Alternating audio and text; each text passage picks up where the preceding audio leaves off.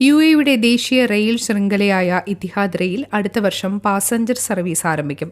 Etihad rail deputy സിഇഒയെ ഉദ്ധരിച്ച് വാർത്താ ഏജൻസിയാണ് ഇക്കാര്യം സ്ഥിരീകരിച്ചത്.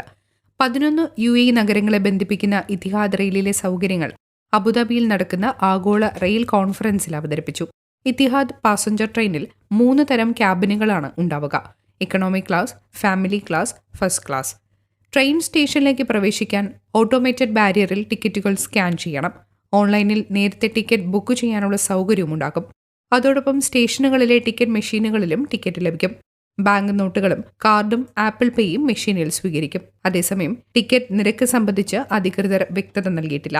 അബുദാബി, ദുബായ്, ഷാർജ, ഫുജിയറ എന്നിങ്ങനെ 4 പാസഞ്ചർ സ്റ്റേഷനുകളാണ് നിലവിൽ പ്രഖ്യാപിച്ചിട്ടുള്ളത്. നിലവിൽ നിർമ്മാണം പൂർത്തിയായി കഴിഞ്ഞ റെയിൽപാത അബുദാബിയിലെ അൽ സിലയിൽ നിന്നും ഫുജിയറ വരെ നീണ്ടു നിൽക്കുന്നതാണ്.